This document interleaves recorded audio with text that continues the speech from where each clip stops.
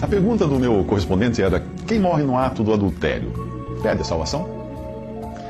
Nós sempre iremos julgar aquele que morreu em pecado por nós nos acharmos mais fiéis que o nosso irmão que morreu cometendo algum pecado grave. Mas quando nós chegarmos ao céu, nós descobriremos que a glória de termos chegado lá ilesos, por assim dizer, não pode ser tributada em qualquer medida a nós, mas somente a Deus. A religião do homem, a religião humana, sempre irá querer dar ao homem o mérito da sua salvação, na tentativa de evitar perder membros de suas igrejas. Mas Deus não divide sua glória com ninguém. Se eu caio em pecado, é graças a mim. Se eu não caio em pecado, é graças a Deus. Mas vamos ver o que diz a palavra de Deus, do plano que Deus tem para o salvo, e de quem receberá o mérito por cada etapa cumprida nesse plano. Eu vou fazer aparecer o sujeito oculto do versículo em Romanos 8,30, para ver se alguém se atreveria a interromper Deus no seu trabalho e alegar que uma determinada etapa de sua salvação foi por seu próprio esforço, disciplina, fidelidade, etc., perseverança e tal. Lá vem a passagem. E aos que Deus predestinou, a estes também Deus chamou. E aos que Deus chamou, a esses também Deus justificou. E aos que Deus justificou, a esses também Deus glorificou. Essa passagem está em Romanos 8, versículo 30. Depois em Colossenses, capítulo 1, versículo 22 diz: Agora, porém, ele vos reconciliou no corpo da sua carne, mediante a sua morte, para apresentar-vos perante ele santos, inculpáveis e irrepreensíveis. Cristo faz isso. 1 Tessalonicenses 5, 23. O mesmo Deus da paz vos santifique em tudo, e o vosso espírito, alma e corpo, sejam conservados íntegros e irrepreensíveis na vinda de nosso Senhor Jesus Cristo. Mas vamos usar o exemplo prático que você deu do fulano que se diz crente e morreu no ato do adultério. Perdeu a salvação? Depende. Se para ele ser crente é filiar-se a uma religião evangélica e andar segundo a lei da sua igreja, então ele nunca creu de fato e nem era salvo. Foi apenas alguém que se converteu de um modo de vida para outro. Algo que até um ateu consegue fazer se ele seguir à risca os 12 passos do Alcoólicos Anônimos. Mas digamos que realmente fosse alguém que ouviu a palavra da verdade, o evangelho da vossa salvação, e tendo nele também crido, tenha sido selado com o Santo Espírito da promessa, o qual é o penhor da nossa herança ao resgate da sua propriedade em louvor da sua glória. Isso está em Efésios 1, versículos 13 ao 14.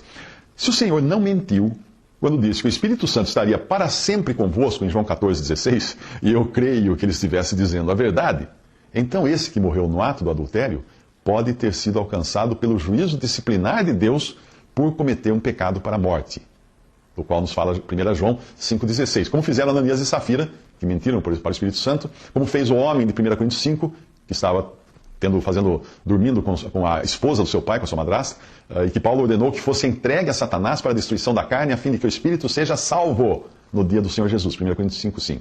O pecado para a morte é para a morte física, não é para a condenação eterna. E o adúltero, no ato do adultério, a quem Deus decide interromper sua loucura e levá-lo para o céu antes que faça a maior bobagem, é o caso dessa pessoa. Esse será salvo como de mãos vazias. Como diz em 1 Coríntios 6,15, esse mesmo será salvo, todavia como que através do fogo. Mas por que usar o exemplo de alguém que morre no ato do adultério? Por que não de alguém que abusa da macarronada e morre no ato da glutonaria? Ou que morre no ato da cobiça, por bater o carro enquanto olhava a moça seminua no outdoor? Ou no ato da mentira, ao terminar de declarar o seu imposto de renda? Ou no ato da impureza, enquanto namorava no carro escuro? Ou no ato da idolatria, ao cancelar o plano de saúde da família para comprar o carro dos seus sonhos. Ou no ato da embriaguez, ao abusar da caipirinha do churrasco. Ou em qualquer ato contrário à sã doutrina, 1 Timóteo 1,10. Esses pecados sempre aparecem lado a lado com o adultério, mas nós costumamos fazer vista grossa para eles, porque eles são socialmente aceitos. Visto desse ângulo, entendemos o quanto dependemos da graça e misericórdia de Deus e não de nossos vãos esforços para chegarmos ao final da jornada. Os dois versículos que você citou devem ser vistos em seu próprio contexto. O primeiro foi dito a Caim e fala do pecado que sempre estará à porta, querendo nos picar, como se fosse uma serpente. Sim, o crente deve viver atento e dependente do Senhor. Sobre os ombros do pastor, que é Cristo, nós estamos a uma distância segura das cobras, das serpentes.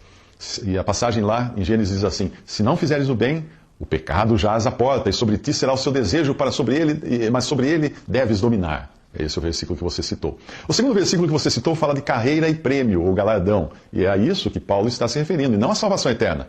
Ele sabia muito bem que jamais perderia a salvação, mas que poderia ser reprovado e perder o prêmio, ou a recompensa, ou o galardão. É 1 Coríntios, capítulo 9, versículos 24 ao 27. Não sabeis vós que os que correm no estádio, todos na verdade correm, mas um só leva o prêmio?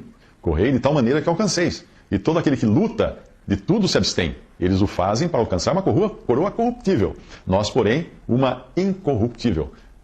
Pois eu assim corro, não como uma coisa incerta. Assim combato, não como batendo no ar. Antes subjugo o meu corpo. Eu reduzo a servidão para que, pregando aos outros, eu mesmo não venha de alguma maneira a ficar reprovado. Isso disse Paulo na sua passagem.